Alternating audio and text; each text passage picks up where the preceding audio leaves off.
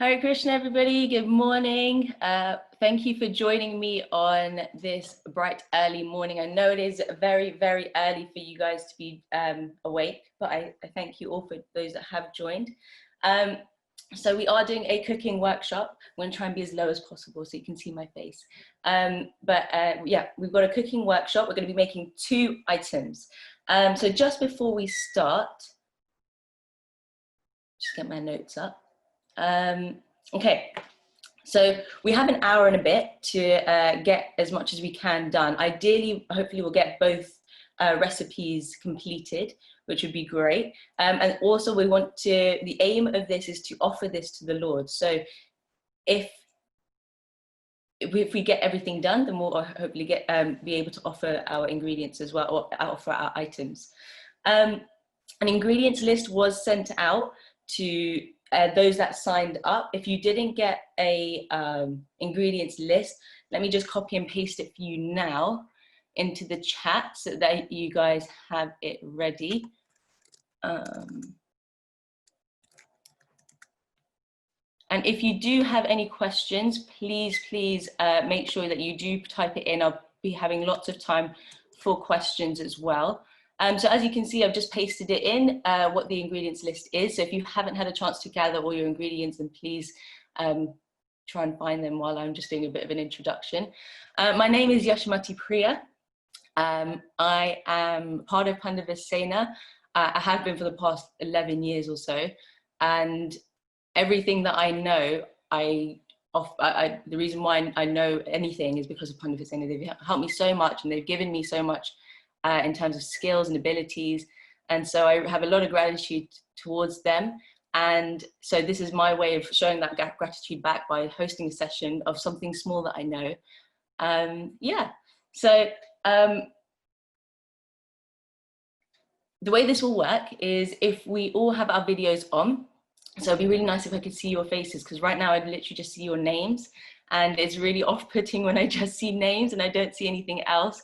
So if you guys would put your videos on, that would be really helpful, so that I can see others.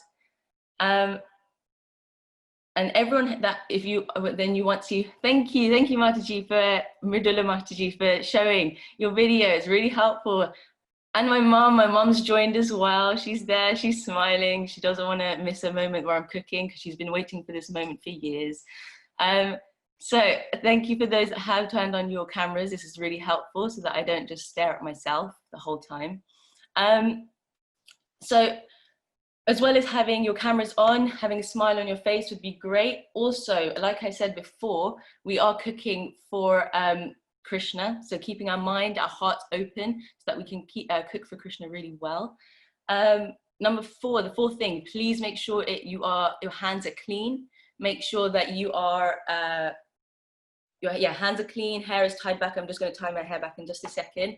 Make sure your hands, your surfaces are clean as well. All the utensils that you're using are clean, because we are going to be hopefully offering this to Lord Krishna at the end. We're going to be offering this to the Lord at the end, because that's really such a sweet interaction with the Lord when we can offer him things that we've made and that we're going to be eating ourselves. So it'd be really nice if everything that we're using is clean also. And if you do have any questions, please pop it into the chat. Like I said before, I'll be giving lots and lots of time to questions as well as we go through each of the steps. So any questions that you might have, then please do ask them as you go. Great. So ingredients wise, like I've pasted it, if you haven't seen it, just swipe to the top, but you should be able to see the ingredients. These are 2 individual dishes. They are 2 separate things, which is why they're slightly separate in terms of their listings. So we are going to start. So it would be great if you guys can follow on. So the first thing that we need, I'm just going to turn my screen this way. Okay, so the first thing that we need is 1 cup of self-raising flour. Now, if you don't have self-raising flour, don't worry, because self-raising flour is literally plain flour, 1 cup of plain flour to 1 teaspoon of bicarbonate soda. So if you haven't got plain self-raising flour, then you can use plain flour and just add the correct ratio of bicarb soda. So I'm just going to get my self-raising flour out.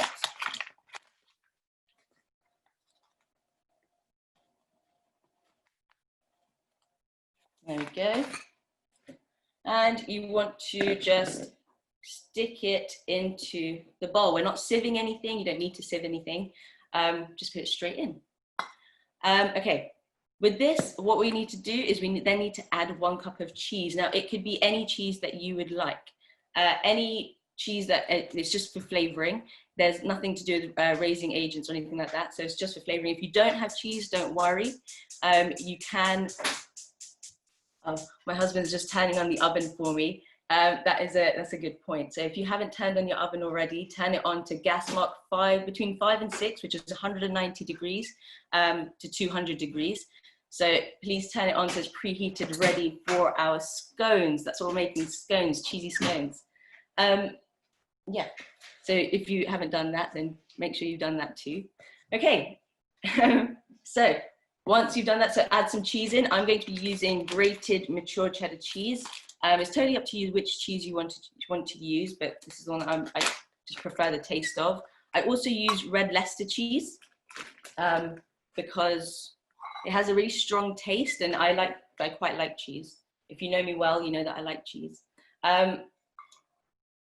So I also use red Leicester as I go along. But right now, I'm going to just use roughly 1 cup of grated cheese. You don't have to be exact. Just helps with some nice taste. Okay.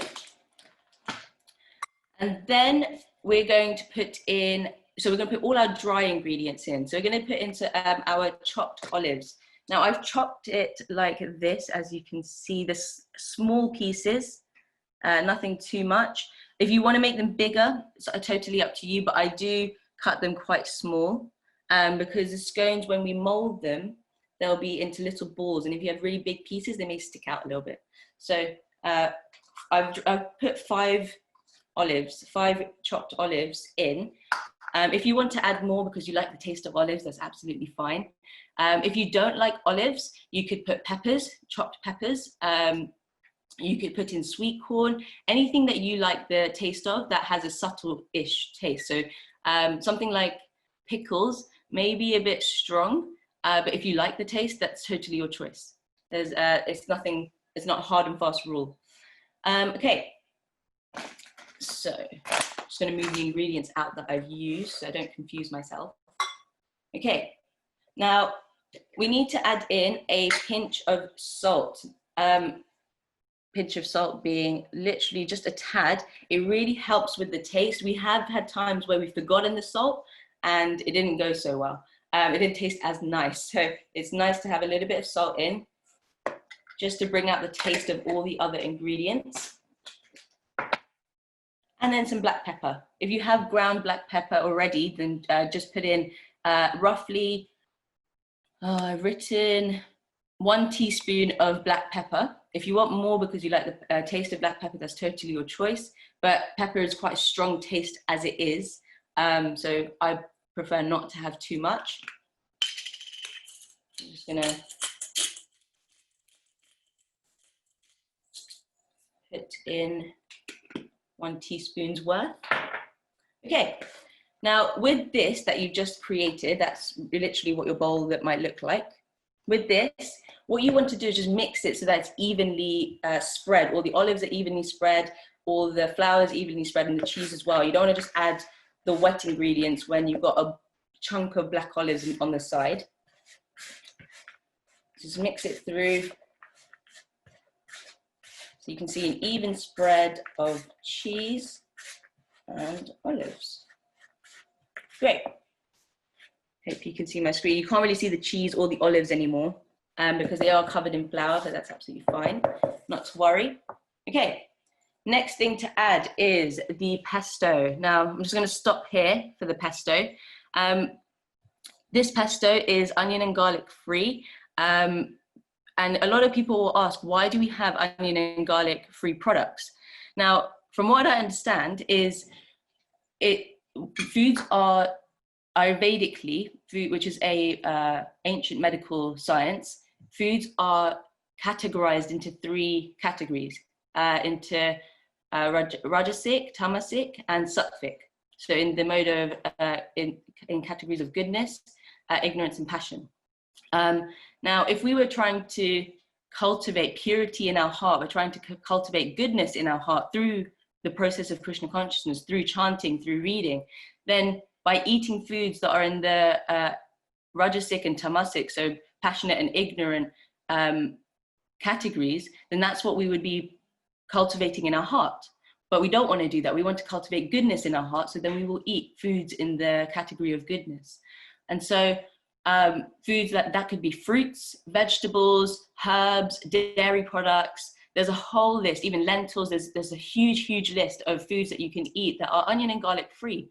And there's so many that are being created as well that are ready to go that you don't have to worry. So this one is from Asda. It's just a cheap and cheerful. This is what it looks like. Free from. It's milk free. It's wheat free, and it's also gluten free. I just like this one because then it means that I can feed it to others that may be gluten intolerant. But you can also, I know that Sakla, their vegan pesto is also onion and garlic free. So you can also use theirs.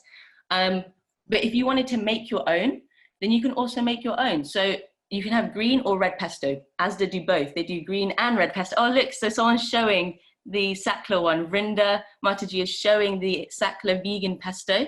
So that's a green one. This Asda do red and green. I'm not so sure if the Sakla one do a red pesto as well. Red pesto is just the addition of, oh, they do, perfect. They do a red pesto. Thank you so much for showing. So the red one is just the addition of sun-dried tomatoes for taste and for color. Pesto, if you wanted to make it yourself, it's 1 cup of pine nuts. You want to roast the pine nuts. It's half a teaspoon of salt and a big bunch of fresh basil leaves, or half a bottle of basil that you might get in the shops. And oil, the oil is used, so I would use maybe 4 or 5 tablespoons of oil. You can add more oil depending on what texture you want. Pesto is usually very smooth, and it's a very drippy texture. So if you would like more, if you want to put more oil, that's fine. If you want more stodgy in one sense, I guess, texture for the pesto, then put less oil. It's totally your choice. But that's how you make fresh pesto. And if you want to make the red pesto, just add sun-dried tomatoes, 2 to 3 sun-dried tomatoes for red pesto. And that's if you want to make it at home.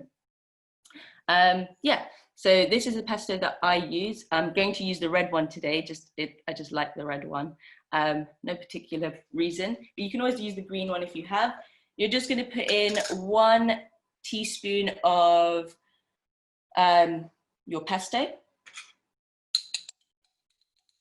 Mix it in if you need to. Mine's just, there we go. Just 1 teaspoon, heat teaspoon if you want, and just put it in.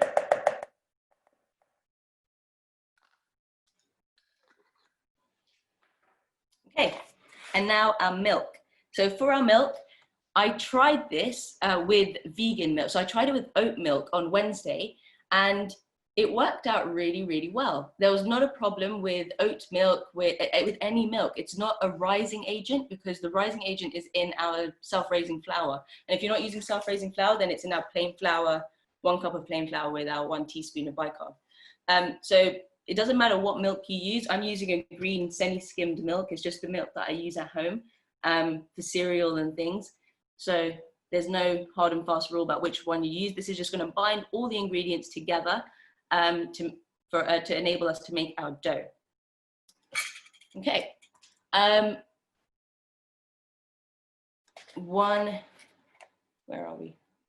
2/3 cup of milk, any milk that you want.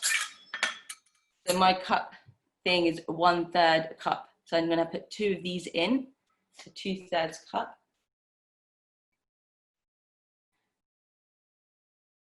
Now, personally, as I've gone along, I've noticed that sometimes I don't need all the milk at the same time. So some of you may have just put all the milk at the same time, that's fine.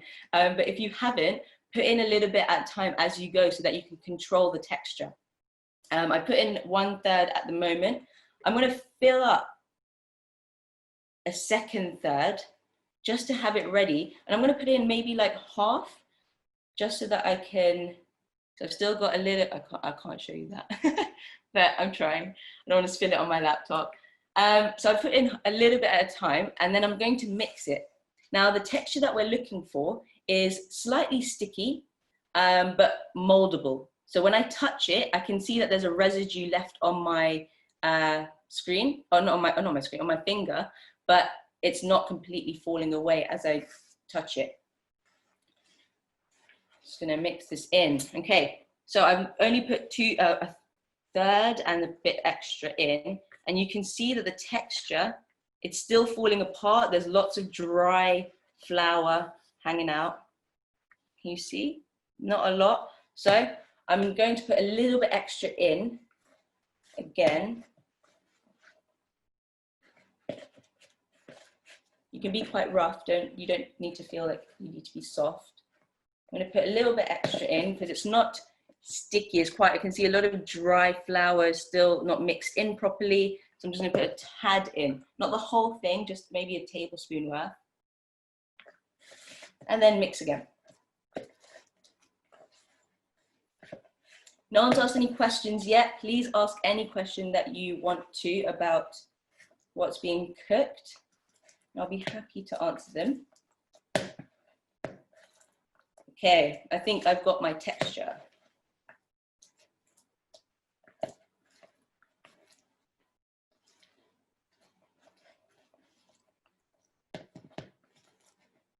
Here we go. Okay, now I can tell my texture. I'm just gonna put my spoon down.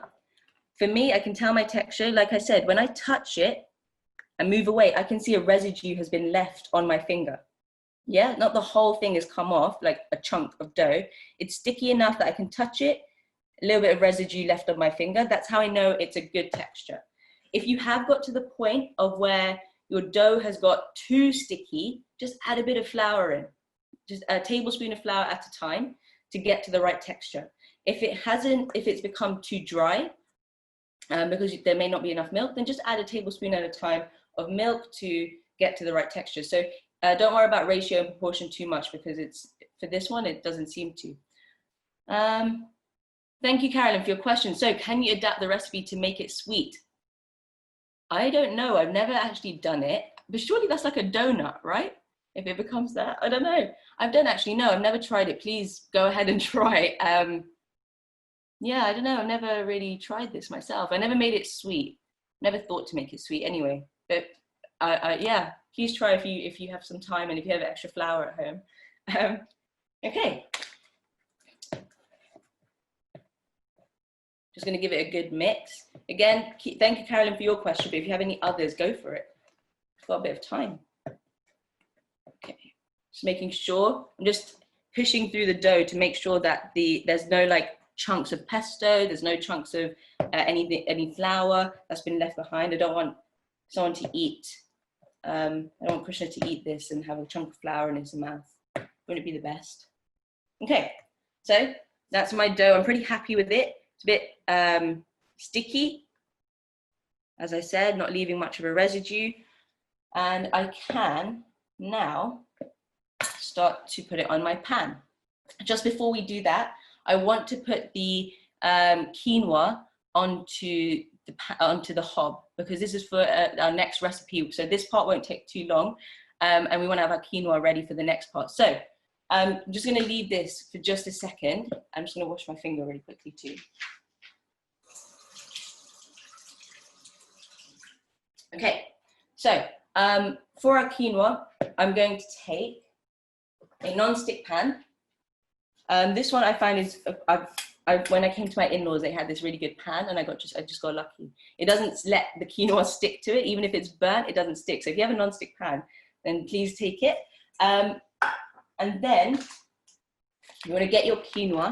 I'm using white quinoa. It's from Sainsbury's? Aldi. It's from Aldi. And this white quinoa is great. So you want to get 1 cup. 1 cup. Quinoa cooks. Actually, I don't want to do this over my dough. Quinoa cooks on its own. It's not a lot of, you don't need to hang out for it. You don't need to stir it. You don't need to do anything. You just let it do its thing. Okay. 1 cup of my quinoa, and just put it straight into your pan. Wow, this is a lot of quinoa. Not quinoa. You'll get a lot out of it, which is great. Okay, quinoa cooks. 1 cup of quinoa to 2 cups of water. You just put the water in, nothing special about the water. I'm just going to take my regular tap water and put it into the pot and then just let it cook. So nothing too special. I'm just getting my water. So I've got 1 cup here, and then another cup. There we go. Now I'm just going to show you so that you don't freak out about what it looks like. This is what it looks like. You can see some quinoa is coming to the top of the surface of the water, which is fine.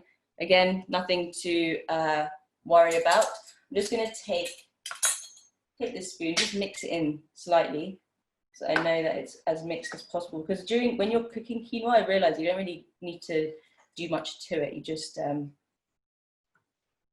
let it cook. Joshua, you are saying, apparently quinoa now is grown in the British countryside. I did not know that. Really? Where was it? Do you know where it was made before? I didn't even know where it was made before, to be fair. If you know, please let me know. Okay, so I'm going to take you guys with me to my cooker with my pot of quinoa. Okay, move this out of the way. I'm going to put my quinoa onto, so this is my gas. I'm going to put it on it's like a medium one. It's not a huge, you can get lots of different sizes on these hobs. It's going to go on a medium hob, and it's going to go onto a medium flame.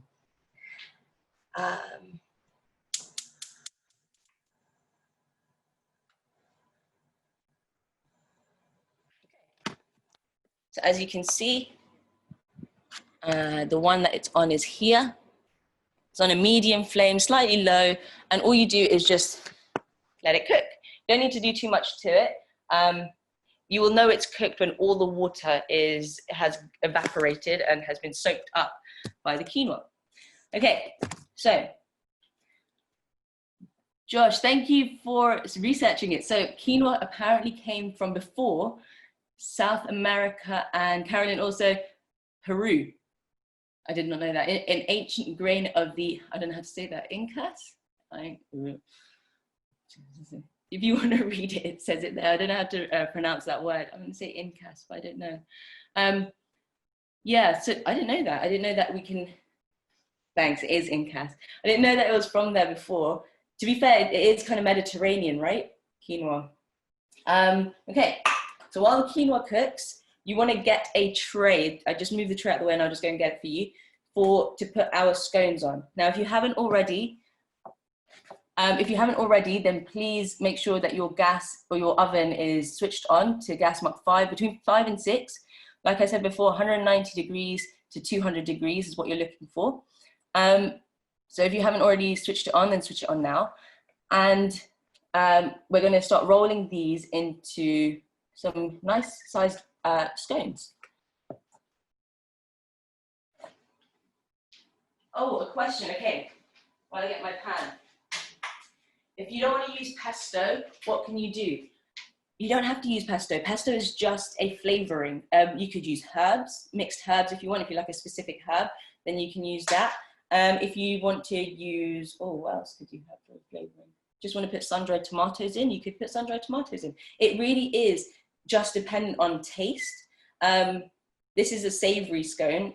Carolyn asked before, can you make this sweet? And I'm not too sure if you can make it sweet. I've never tried, but it's something that you could always let me know. You can always message me and let me know if it does work.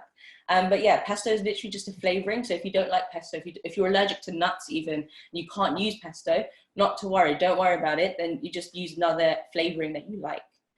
Okay, first thing we want to do here, we want to oil our tray. We want to oil our tray just with a little bit of, I use olive oil. I've got a spray that's olive oil as well. If you want to put butter, that's fine, but put very little. whatever you do use to grease your tray. I sprayed three squirts of oil. I'm just gonna rub it in. You really don't need a lot, but it just means that your scone won't stick to your tray afterwards and you leave half of it on the tray, which won't be very nice. You're welcome, Radia. Sorry, I'm so sorry I didn't see your question before. Yeah. Okay, I've rubbed it in well. So I can see it's all over the tray. A thin layer will be absolutely fine. Okay, I just realized my milk was open. I'm gonna shut my milk. Okay, now when we roll these, you want to put a little bit of oil, another squirt of oil onto your hands. It just means that it won't, because it is a sticky dough, it won't stick to your hands and go everywhere. And it just, yeah, you just want a good ball. So I'm just going to put a little bit of oil, just squirted one oil, I'm just rubbing it in. Okay, I don't like touching dough. If you know me, I really, but for you guys, I got to do it, you know. Usually I would get my mother-in-law to do it. She's sitting here to make sure I do it right too. I just don't like touching dough. Okay, so here it is. You can see when I touched it, because I've got oil on my hand, not a lot is coming onto my hand. And just quickly roll it into a ball. Now, yeah. Oh yeah, yes, I'm going to tie my hair back. I'll just put this down, wash my hand. Thank you so much for reminding me. Okay, this is the size ball that I've made. It's the size of my palm, as you can see. Because I've put oil on my hands, I don't have a lot of residue left over. The smaller the ball, the less time it will take to cook. If it's a big ball of dough, then you will need to leave it in for longer. So it's totally up to you how big you want it to be. I like it this size, because a scone is kind of like a side dish. It's not like my main thing to eat. So this is the size of my ball, and I'm literally just going to stick it onto my pan, like so. And I was reminded about my hair, so let me just tie up my hair. Let me wash my hands and tie up my hair.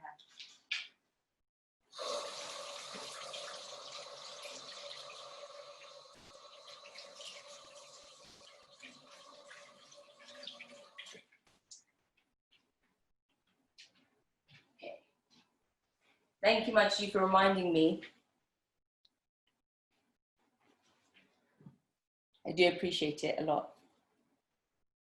Okay. It's even why I wore a hair tie on my hand to remind me, but I clearly didn't remember. Just wash my hand again, because I did touch my hair.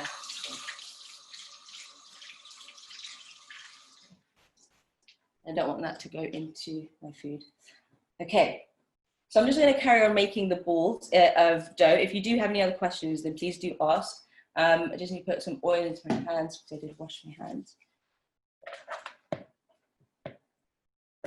In this, you can get roughly, depending on how big your scones are, or how big the dough ball is, get roughly 4 to 5. Roughly 4 to 5 scones.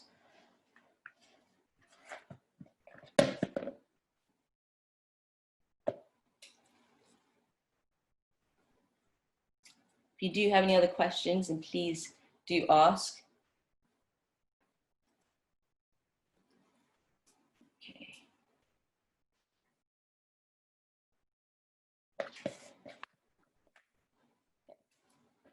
I've got a good 4 scones in, perfect, because I've got Radha Krishna and I've got Gaura Nitai. So 1 each, you know, works out great. Okay. Here we go. Okay, so I've got my scones ready. I'll just push my screen down. Okay, so you can see I've got 4 scones ready to go. Just before you stick them in, what you do want to do is you want to glaze them with milk. And if you want to, you could add cheese, just for extra taste. If you don't want to put cheese, you can put more olives on the top. You could put peppers on the top, sweet corn on the top, anything just to make it look pretty. I like cheese, so I'm just gonna stick some more cheese on, and it'll be slightly different cheese. Again, I'm just gonna wash my hands so that I don't get dough all over my cheese packet.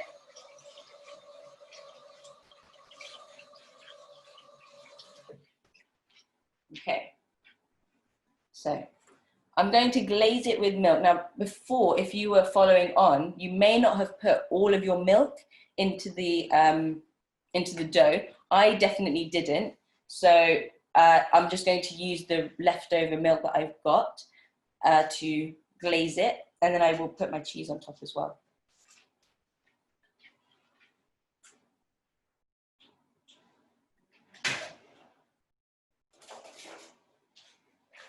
Just keep an eye on your quinoa. So my gas was really, I think my gas is too high, and it has, I'm just gonna be really honest with you, it has gone over the pan. So if you have, just keep an eye on your quinoa so that it doesn't overboil. But mine isn't ready yet because it still has water in it. There's still water in the pan and it's still going. Okay, so I'm gonna take my brush. I've got this plasticky glazing brush, really handy. It comes apart even, this is my favorite part. It comes apart when you wanna clean it. It's my favorite bit. Okay, so I'm just gonna dip it in. You don't have to be stingy with this. You can be quite liberal and just put it all over. And just glaze my scone. I'm just gonna put it down so you can see the glazing part. And just glaze all over. It just gives it a nice color.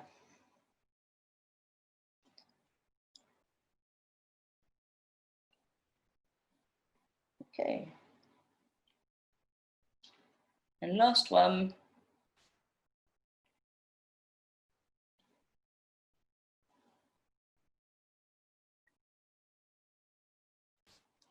Here we go.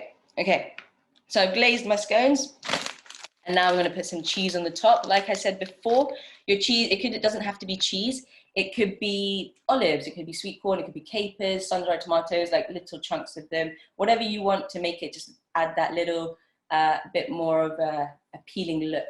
I'm going to add red Leicester cheese. It has a little bit of a stronger taste, so I quite like it. Yeah. Oh, so someone's asked, oh, that's some nice questions, and I really like this question. So I mentioned that a scone is a side. I'm going to answer that question while I put the cheese on. This scone is a side. You could have it on the side of soup. Oh, good idea, soup. Clearly I have this on my own all the time, but it's not meant to be its own dish. It's meant to be a side, but you could have it with soup. Yeah, dipping it with soup. You could have it on the side of pizza and spaghetti, because in Italian food you always have a bread to scoop up all the gravy. Okay, so I'm going to just show you me topping it with the cheese. There's nothing, no specific amount. I'm just taking a little bit in the pinch of my fingers and putting it on the top, and then kind of just pressing it down so it doesn't go all over the pan and kind of lose the objective of it. Vrinda Mataji is asking for the next recipe. Can you use normal potato instead of sweet potato? You can use for the next recipe. Can we use normal potatoes instead of sweet potato? Yes, you can. You can use a normal potato. Sweet potato just gives it a nice color. It's slightly sweeter, but you can't really tell when you're eating it. Okay, so these are the scones that are, oh, my glazing milk is deciding to run about. My scones are ready to go into the oven. We're going to put them in for 15 to 20 minutes, depending on how powerful your oven is. I'm going to put it in for 15 minutes. I'm going to put a timer on for 15 minutes, and then I'm going to check it regularly after that, after a couple of minutes, and then a couple of minutes again. Just so that you're looking for a golden color on the top, all over even, a golden color, golden brownish color over the top, and that's how you'll know it's ready. But we'll keep an eye on these as we go.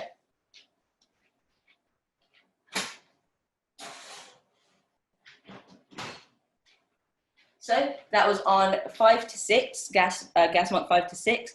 Like I said before, 190 to 200 degrees. And in the middle tray, in the middle spot of your oven. That's where you want to put it. Okay, so I'm just going to check on our quinoa. You'll be able to see the disaster that I've created with it all over boiling everywhere. Okay. So I can see, I'm just going to shake it about so that you can also see. Not all the water has evaporated or has been absorbed by the quinoa. I can still see a bit of water on the side when I tip it. So I do want to just keep it going. If you're scared of burning your quinoa, put it on low heat. Or if you don't have a disaster like mine, where it overflowed, just put it on low heat. And again, you don't need to like mix it or anything. You just let it cook on its own. What I do, if you feel like you want to mix it, then go for it. But I don't usually mix mine. Okay. So I am going to grate the sweet potato with you. If you have questions, then please do ask. Just looking back to check I didn't miss any questions out. It's so sweet that you guys are asking questions. I really appreciate it. Otherwise, I'm just talking to myself. It could be really boring. I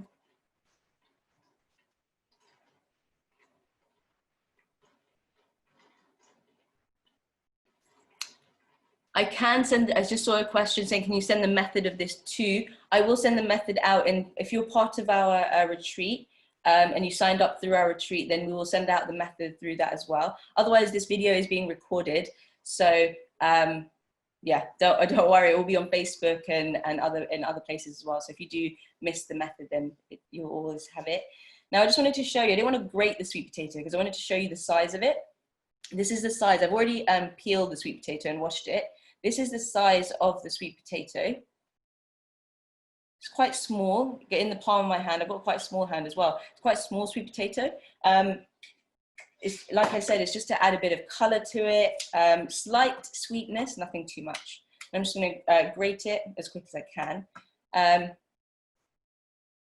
Can you taste before baking? So, unfortunately not. I know it's a big,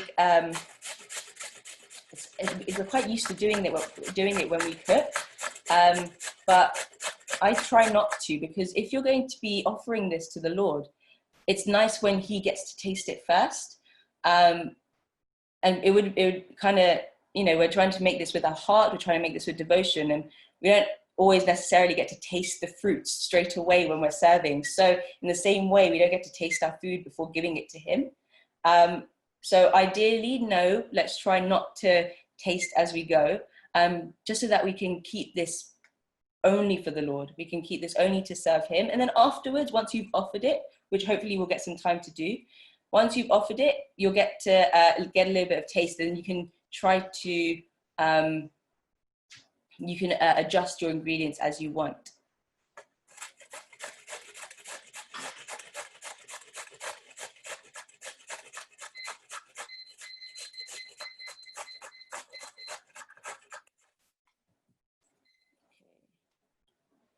Still got a bit of my potato left to grate, so if you do have any questions, please carry on asking.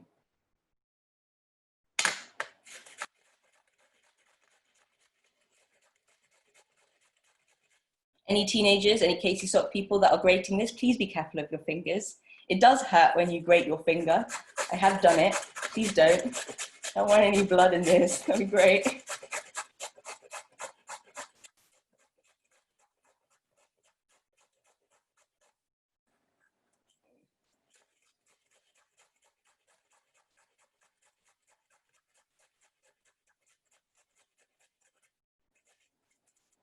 Okay. Nearly finished grating.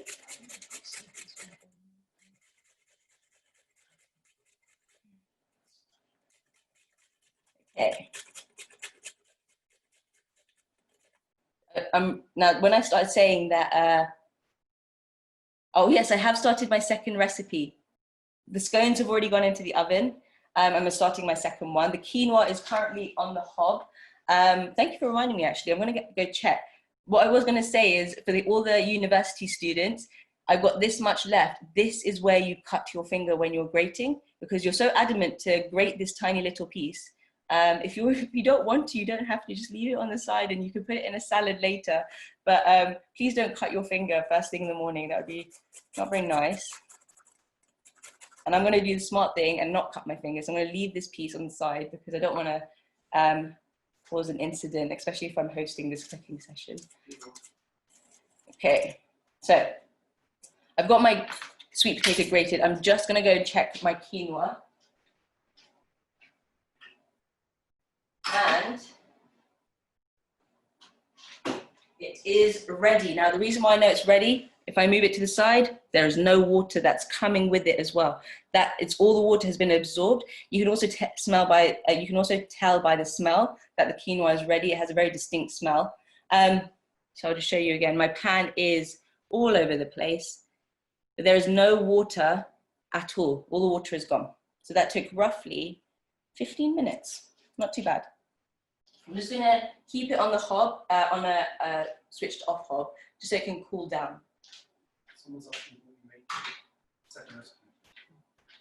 So we are making, for this one, quinoa patties. Quinoa patties. Now these patties, they're really versatile. They're patties, you could use it as a burger patty if you wanted to, in between two buns. You could use it as a little cutlet that you have on the side with some sauce, the choice of your sauce. Mint sauce tastes nice, tomato sauce tastes nice, even ketchup, if you don't want to make an extra sauce. And the reason why these are really special is because they can also be eaten on Ekadashi, or when we are fasting, when we don't have any grain. Because the grain that we're going to be using is farali flour. Farali flour is a grainless flour. It's a mix of different flours. I'm not too sure which flours they're a mix of, but I know they are a mix of different flours. You could use potato flour if you wanted to, because again, that is Ekadashi friendly. A day where we don't eat any grains or any flour, and a few other things as well. And we are using sweet potato instead of carrots for a lovely look. We keep the scones in the oven. So I was just asking, how long do we keep the scones in the oven for? We keep them in for 15 minutes. I've got a timer on for 15 minutes. And you keep looking at them until they are all brown. And hopefully we will have a chance to, you'll be able to see them as well.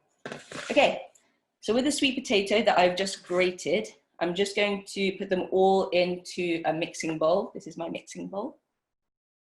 I'm going to put them all into the mixing bowl.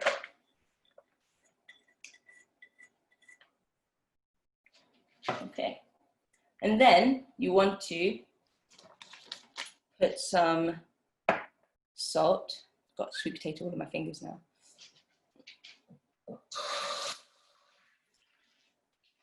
Okay. My salt bucket tin thing. Okay. So you can put, I've said you can put half a teaspoon or 1 teaspoon of salt. Again, if it's up to taste, if you want to put more teaspoons of salt, if you like things salty, then go for it. If you want to put a little bit less, absolutely fine. It's completely to your own taste. So I'm going to put 1 teaspoon of salt. Hello, Akash, bright and early this morning. Okay, so I put my 1 teaspoon of salt in. I'm going to put chili in as well. Now, if you're in an Asian household, you will have one of those things that have all the spices in a circle. I just took my chili powder out.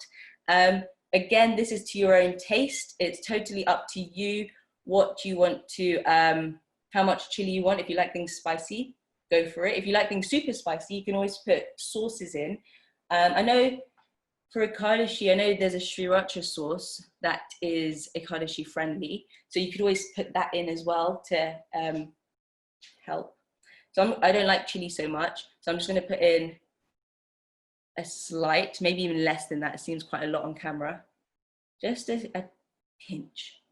Because I don't like chili, but again, like I said, it's totally up to you. Okay.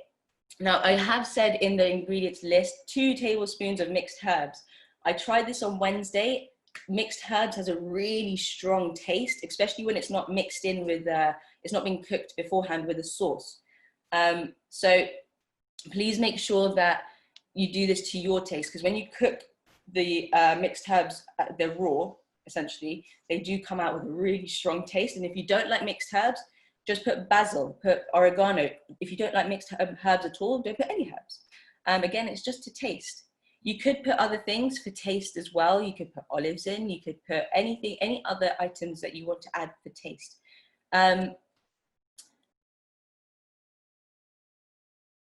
Where can we get Ekadashi sauce from? Oh, okay. So Ekadashi sauce, so like I mentioned, Sriracha chili sauce. I'm not so sure if we have it. Yes, do we have? Sriracha, I'll just show you the bottle of it. That's Ekadashi friendly. You can always make your own as well. Shiona have a tomato ketchup that is supposedly Ekadashi friendly. I'm not so sure. You would have to check the ingredients, but that is definitely, that also is available. So this is the Sriracha sauce that I'm talking about. It's got an orange cap. This is, you can get a yellow cap, you can get a green cap. Make sure it's the orange cap. That's the one you're looking for. And you can buy it from the Manor. And if not the Manor, you can buy it from VB. You could buy it from Shiona, their own grocery stores as well. They have it. So you could, this is the sauce. Vinegar's okay. Okay. So I've put in my sweet potato, my salt, my chili, and I was going through the mixed herbs. So this is the mixed herbs that we're going for. And like I said, one, totally up to you. I put 2 tablespoons on Wednesday and it tasted really overpowering. It really overpowered all the other tastes. I'm only going to put in maybe 1, maybe slightly less than 1, just to bring it back a little bit. But again, if you try it, once you've cooked it and offered it, and you wanted a bit more of a herby taste, on your next go, put more in. There's no saying that you can't put more of any of this in.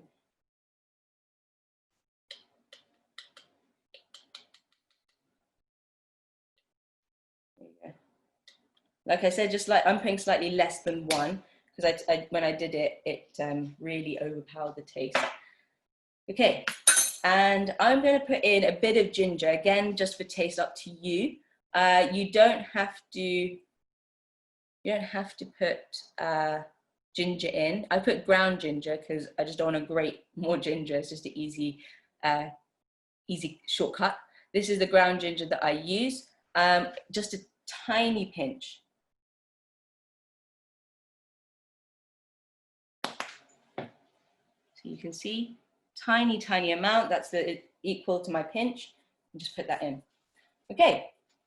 Oh, one thing I forgot to take out for my ingredients is tomato. Do we have tomato passata or like puree? Yes. Okay.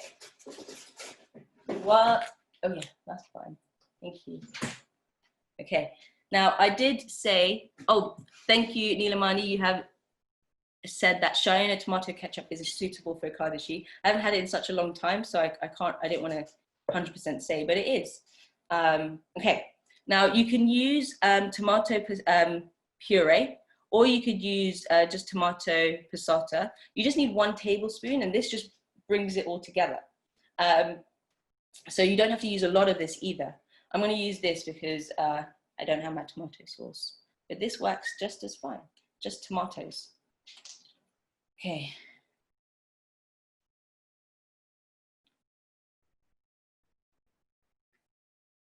One tablespoon of tomato puree, passata, whichever one you have. I did say passata on the ingredients list, but these two work the same. It's just this is cold and thick. Okay, now before I mix this all together, I'm going to go and get my quinoa from the pot and put this into my bowl as well. You don't need to mix anything. That's how great this recipe is until the very end. So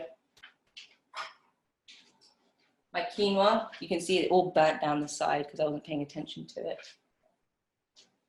And my quinoa, when I put my mixing spoon, number 1, the steam is all coming off. Number 2, it's a really soft, fluffy feeling as I'm mixing it around, which is really nice. I'm going to put that in too. Put all my quinoa in.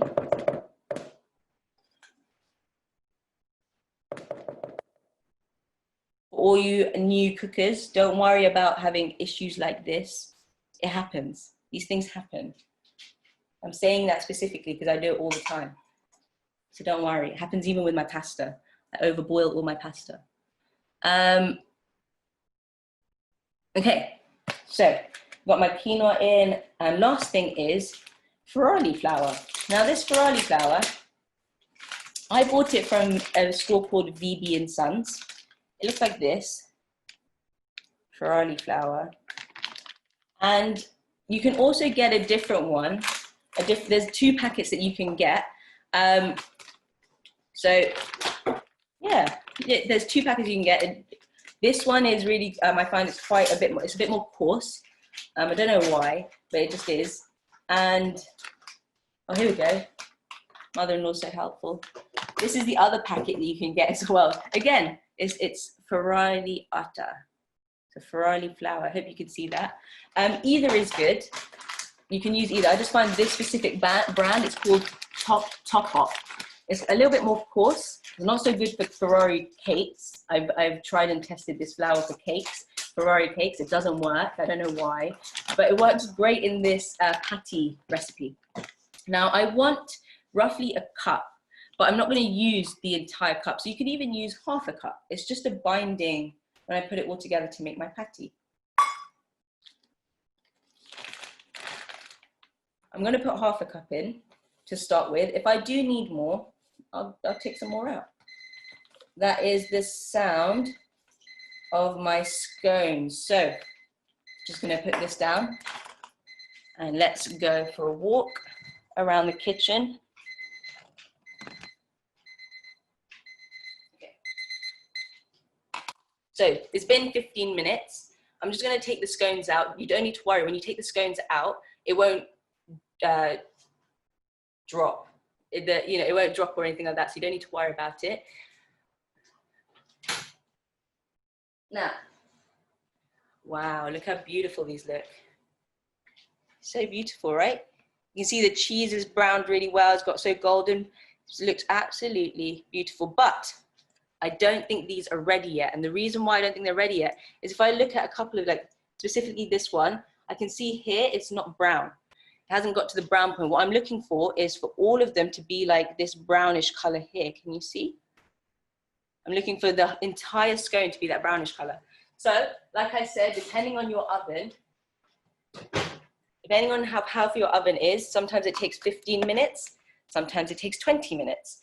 I'm gonna put it in for another 3 minutes because I don't want it to burn. So I'm gonna put it in for another 3 and another 3. And I'll check on it in 3 minutes. If it needs more time, I'll keep adding a couple minutes as I go. All the recipes have been recorded, so don't worry if you've just joined. You will be able to see this later on. It will be put on our Facebook, on our Conversation at Facebook.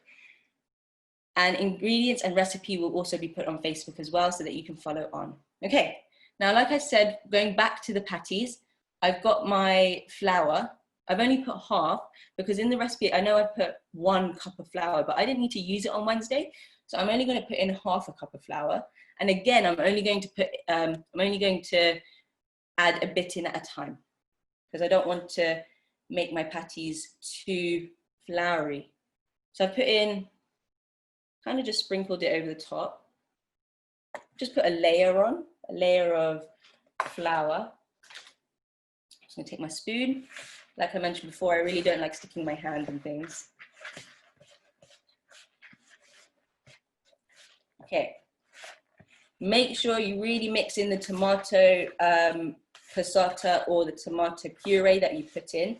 I can see that I've got chunks of it in random places. Mix it in, you can press it down.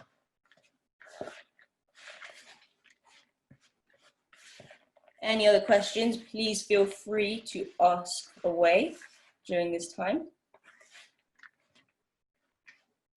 Okay. Now what I'm doing to check that it's a good consistency, when I push my quinoa down, it's holding its shape. Can you see the quinoa is like not sticking to my spoon, it's not coming away, it's kind of staying in place. If that's not happening just yet, add a tiny bit more flour in, or you could add in more tomato. Your choice. I would personally say maybe add tomato, but if you've already added quite a lot of tomato and it seems quite wet, then add flour.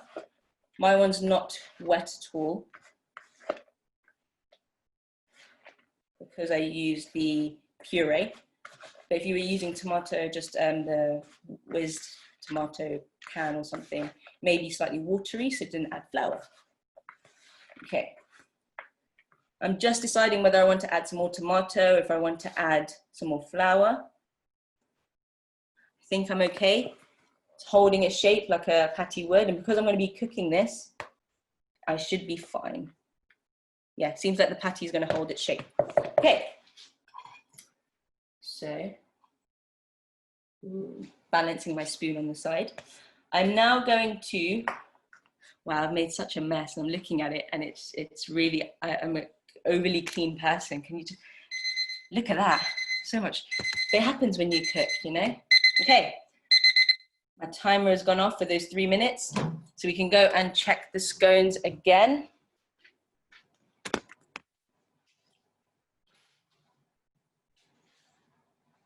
Okay, I'm looking at them. They have browned a bit more. You know, you can't go wrong with scones. I'm going to put them in for 3 more minutes. I might even flip my pan around so that a different side of it, because mine's a gas oven, I've just flipped it around so that maybe the other sides that haven't cooked as well are going to cook just as well. Okay, so I'm now ready to put this onto the pan and fry a couple of, cook a couple of them so that they're patty made. I'm only going to make a couple, even though there's a lot here. You could probably get 5 or 6 out of this. I'm not going to make all of them due to time. I'll just make a couple. So I'm going to take my oil, my spray oil. I'm going to take my bowl. I'm going to take a trusty non-stick pan. Take these 3 things with me. I'll bring you in a second.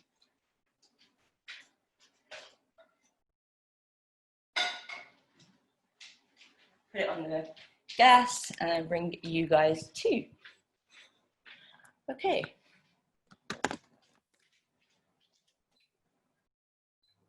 Okay, now I've just turned on my extractor fan and my light so that you guys can see a bit better. For this, you want to put your pan onto a low mid heat.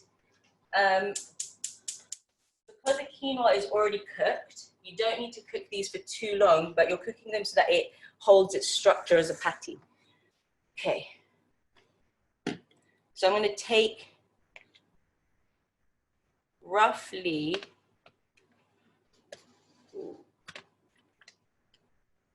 a palmful. I've taken a palmful of quinoa and I'm going to press it quite well to make my patty. Like I said, you could have this with sauce if you wanted to. Okay, so you can have a sauce later, I meant. Okay, this is my patty. I may actually add a little bit more flour in because as I'm making the patty, it's all coming off onto my hands, which is fine, doesn't mean anything, but it's just when I cook it, it might fall apart. I'm just looking at this, thinking it may fall apart. So I'm gonna add some flour in.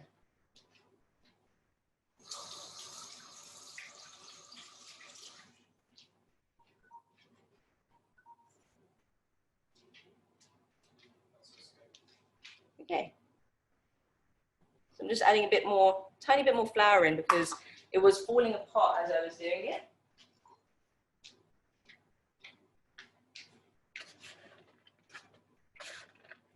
Might hold its structure a bit more. Okay, I'm gonna just check my scones. I've got like 2 timers going off. Okay, so I'm gonna check my scones one last time. And I think they are perfect. Can you see how those extra minutes have just allowed it to brown a bit more? I'm going to leave this on the side. Make sure you always take it out with a cloth or an oven glove. And I'm going to turn my oven off because I don't need it anymore. Okay, just checking that my pan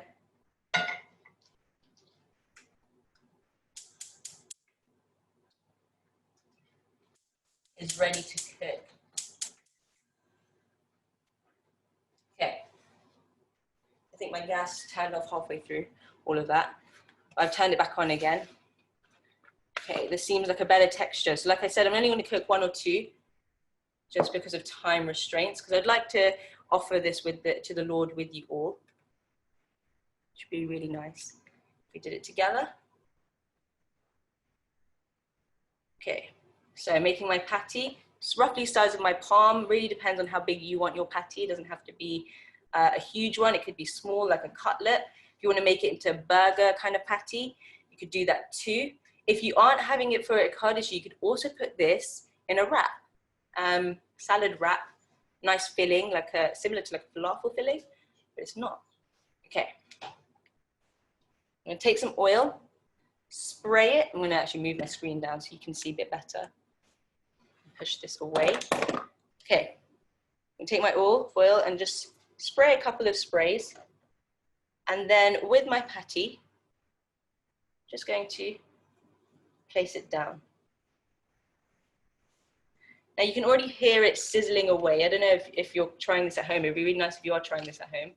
You can hear it kind of like sizzling away because it's just cooking off all the water, any liquids, and it's also cooking with the oil. And what I'm doing while I'm waiting for this one to cook, I'm just making my next patty. Okay.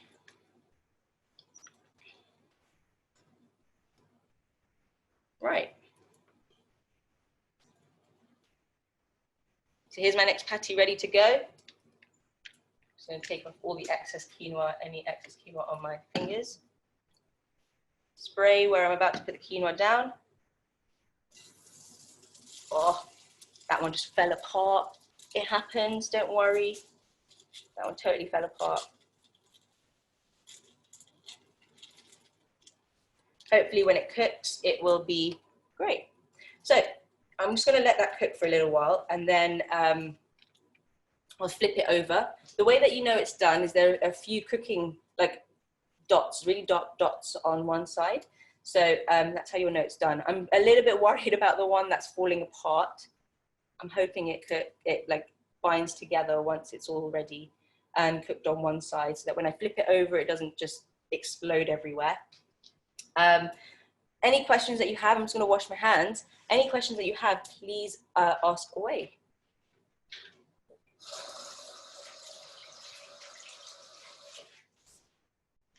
Any questions? I can see that Devi Kimataji is about to join us, and we've got 10 minutes until her session. So we will, I'm using this is just it was sunflower oil before, and we just refill it with olive oil, just a sprayy one. But we refill ours with olive oil as well. It's healthier. Olive oil is healthier. So please do try that.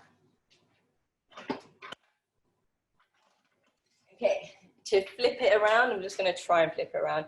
It may be done, it may not be done. Press it down to check if it is done. You can see my exploded version here. When I press it down, it's sizzling away, and I'm moving it. Seems like it's ready to turn. Hare Krishna. Hope it doesn't explode. There we go. I don't know how this one's going to turn out. I'm a bit scared for this one. You can see already that it's exploding on one side and doesn't want to flip. Can you see? It just exploded. It exploded completely. So that means I needed more flour to bind it together. So what I'm going to do is I'm just going to lift this one off. I'm going to put it back in my pan, no problems. Back into not my pan, in my mixing bowl. So I can put more flour in to mix it back. I'm just going to press this one down. And while this one is cooking ever so slightly, I'm going to make a offering plate.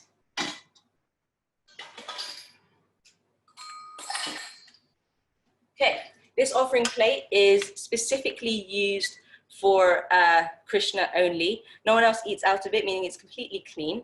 And this is just Krishna's cup as well. Ideally, using a plate and utensils, not utensils, using cutlery and so on, just that's his, would be really nice if you have it. If not, as long as it's really, you've completely cleaned it, washed it and so on, that would be great. So while this one is just finishing its cook, I'm gonna just take off a scone so that I can offer it to the Lord.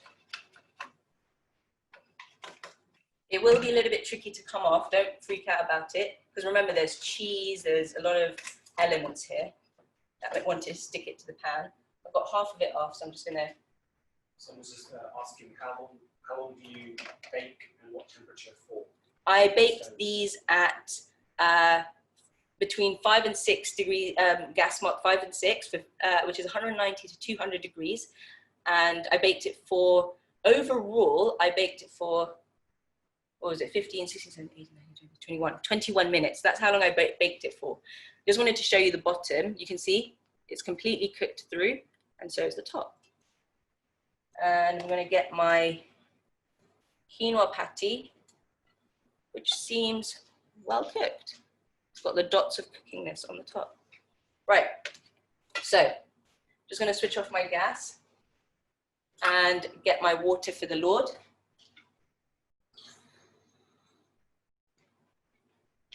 Okay, got some water. We always want to drink something when we're eating, so I'm sure Krishna wants to too. And I've got a tulsi leaf. I'm just putting it into the water so that I can offer this to the Lord with a tulsi leaf. He is more pleased when there is a tulsi leaf in it. So if you do have tulsi leaves that have dropped from the tulsi plant, then you can always take one and put it in. If not, then don't worry. Offering it from the heart would be is great, and then you just try and get tulsi leaf. So we're going to take this to my deities, and we can offer it to them together. Okay.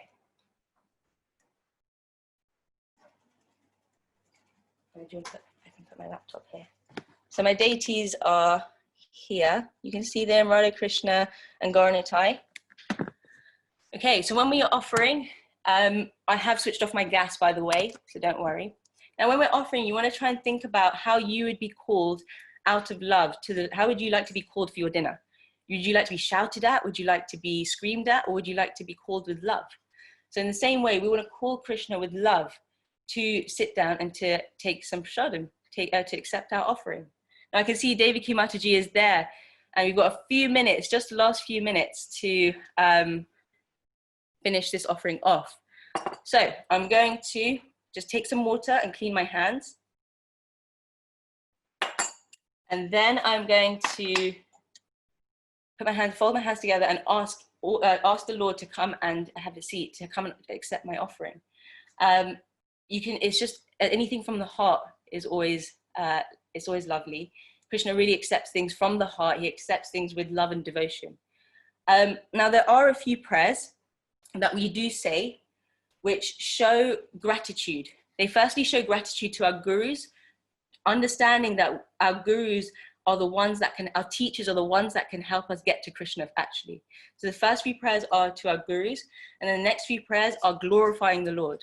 So when we are offering our items to the Lord, we're glorifying him, we're telling him that you are the carer for all. You are, the first prayer is actually to Chaitanya Mahaprabhu, that you are golden, you're beautiful. And then the second prayer is understanding that he is the carer for all, the carer for the brahmanas. So I will paste the prayers onto the chat. I didn't want to take any more time up into Devaki Mataji's class, but you can ring a bell and then you can say the prayers that I post onto the chat, so you can offer your items to the Lord. And then after 5 minutes, ring the bell again, and then you can take the plate away. And you can put the items into your own plate and you can taste them. Let me know how you found the items that we've cooked today. We've cooked a scone, and we've cooked a quinoa patty, which you can use in a wrap, you can use it in a burger, or you can just use it as a cutlet. Thank you so much for coming to the cooking workshop. Any questions that you have, you can message me directly at Yasomati Priya. All of this is recorded onto, it will be recorded and put onto our Facebook page. So please have a look there. We'll put the recipe, we'll put the ingredients list as well.